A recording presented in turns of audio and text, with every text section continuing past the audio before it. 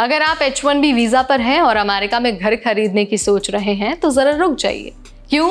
क्योंकि ये जो फैसला है ना, वो आपकी पूरी ज़िंदगी पलट सकता है। दरअसल एक NRI ने सोशल मीडिया पर एक ऐसी सच्चाई पोस्ट की है जिसे सुनकर बहुत से लोग हिल गए हैं। NRI का कहना है कि घर मत खरीदो, कम से कम अभी तो बिल्कुल नहीं। इस जॉब मार्केट में अभी घर खरीदना सही नहीं है। ये उस NRI उस व्यक्ति की सलाह है जिसने अपने दोस्तों को सब कुछ गंवाते देखा है, नौकरी, घर और अमेरिका में रहने का सपना। तो हम आपको इस वीडियो में बताने वाले हैं कि रियलिटी क्या है, इस NRI ने क्या कुछ कहा है और आपको किन बातों का ध्यान रखना चाहिए। नमस्कार, मेरा नाम है नेहा उपाध्याय और आप देखना शुरू कर चुके हैं NBT टेक इन। सबसे पहले तो मैं आपको ये बता देती हूँ कि ये बात किसी को डराने के लिए नहीं है, बल्कि एक ग्राउंड रियलिटी है। बहुत सारे H1B वीज़ा होल्डर्स अमेरिका में घर खरीद लेते हैं ये सोचकर कि उनकी भाई नौकरी तो स्टेबल है, उनका फ्यूचर सेट है। लेकिन जैसे ही ले ऑफ होते हैं, यानी कि लोगों को नौकरी से निकाला जाता है, सब कुछ उल्टा हो जाता है। उसके बाद आपके पास बचते हैं सिर्फ 60 दिन। 60 दिन में नई नौकरी ढूंढो या फिर अमेरिका छोड़ दो। अब बात करते हैं NRI की पोस्ट की। तो देखिए, उस NRI यूजर ने बताया कि उसके जानने वालों ने घर खरीदा और फिर कुछ ही महीनों में ले ऑफ हो गए। उसके बाद कुछ लोग जल्दी जल्दी में घर बेचने लगे। कई लोगों को नुकसान में अपना घर बेचना पड़ा और कुछ को तो अमेरिका छोड़कर वापस इंडिया जाना पड़ा। यानी वो सपना पूरा करने निकले थे, लेकिन एक ले ऑफ ने सब कुछ खत्म कर दिया। आज के टाइम में, खासकर ट्रंप के दोबारा सत्ता में आने के बाद, अमेरिका की जो जॉब मार्केट है ना, वो H1B वीज़ा होल्डर्स के लिए और भी ज़्यादा अनस्टेबल हो गई है।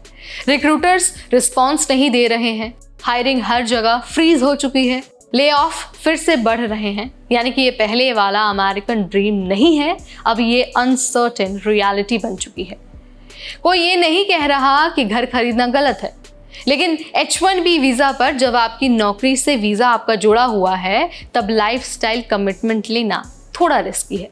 रेंट पर ज़रूर रहिए, फ्लेक्सिबल रहिए। जब गारंटी नहीं है कि आप अगले महीने भी उसी शहर में रहेंगे या फिर नहीं रहेंगे, तो इतनी बड़ी फाइनेंशियल कमिटमेंट लेने की ज़रूरत नहीं होती है। अब देखिए, जब ये पोस्ट सोशल मीडिया पर वायरल हुआ तो लोग हज़ारों की संख्या में कमेंट करने लगे। कई लोगों ने कहा कि भाई आपने सही कहा है, काश मैंने आपको पहले सुन लिया होता, मैं इसी वजह से 40 लाख रुपए गंवा बैठा हूँ। ये दूसरे यूज़र्स का इस पोस्ट पर कहना है।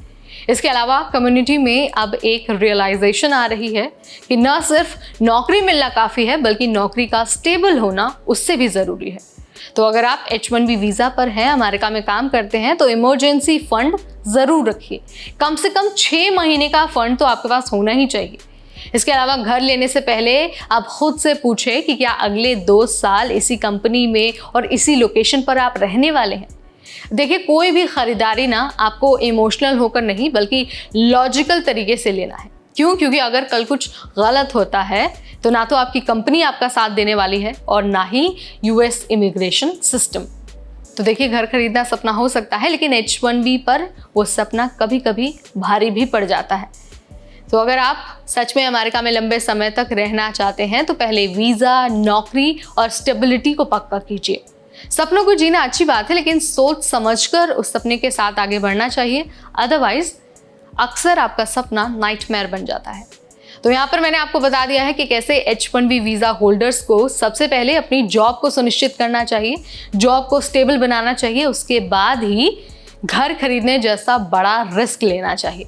आई होप आप मेरी बात से अग्री करेंगे। अगर नहीं अग्री करते हैं तो भी आप मुझे कमेंट के जरिए बता सकते हैं।